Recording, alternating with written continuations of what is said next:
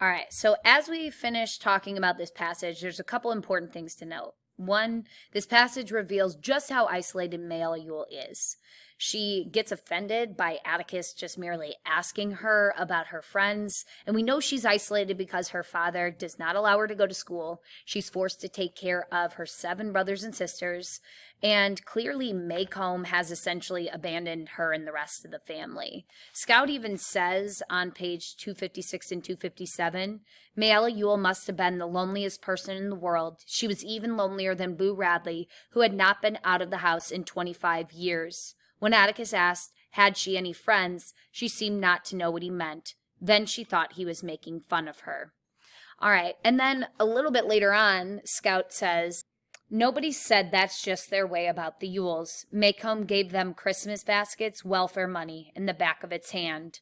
Tom Robinson was probably the only person who was ever decent to her, but she said he took advantage of her, and when she stood up, she looked at him as if he were dirt beneath her feet. So we see here that the town of Maycomb really wants nothing to do with the Yules. As Scout says, they give them Christmas baskets, they give them charity, but then they also give them the back of their hand, meaning they absolutely don't want to help them in any legitimate, lasting way. And so consider Mayella's perspective here. She's sitting in court. We come to see that most likely it was her father that inflicted these injuries on her. And she is in a position where she doesn't really have any good options here. Will the town protect her if it is made clear that Bob Ewell is beating his daughter? I mean, they haven't protected her yet, right? So we see that she is in quite a predicament here in being in this courtroom. However, while we may feel bad for Mayella Ewell, we have to keep in mind that she full well knew what she was doing in making this accusation against Tom Robinson. So let's go ahead and take a look at what Atticus has to say about Mayella Ewell in his closing argument. This is on page 271. I have nothing but pity in my heart for the chief witness for the state, but my pity does not extend so far as to her putting a man's life at stake, which she has done in an effort to rid herself of her own guilt.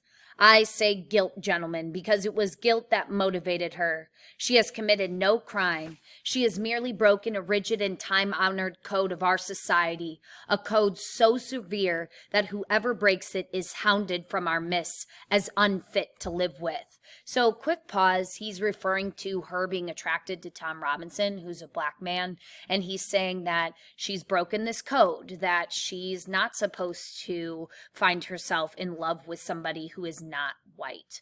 So here, that's what Atticus is referring to. She is a victim of cruel poverty and ignorance, but I cannot pity her.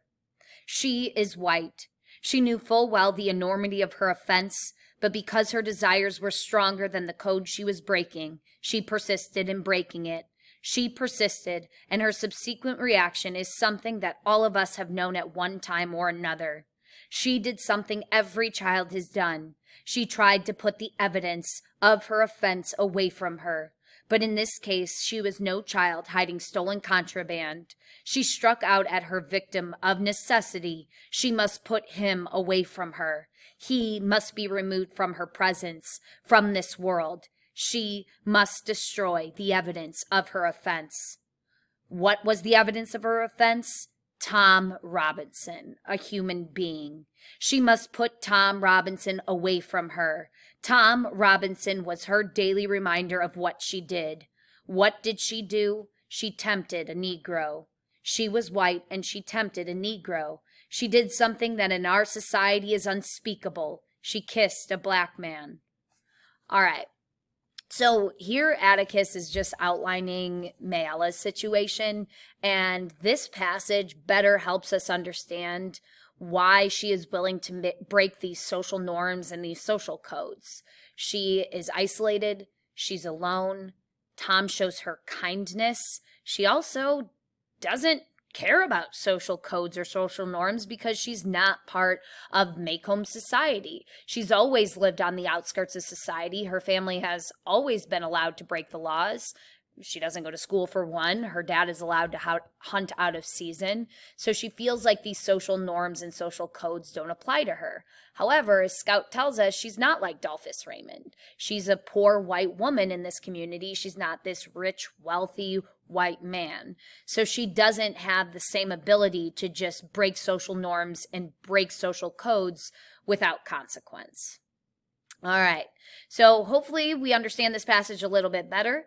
Obviously, there's a lot here. There's a lot more we could talk and discuss and get into. But if you have any questions, make sure you are asking your teacher, and go ahead and finish this submission, this assessment. If you don't do as well as you want to, feel free to go ahead and retake it until you get the score you want. All right. That's all I got for us today.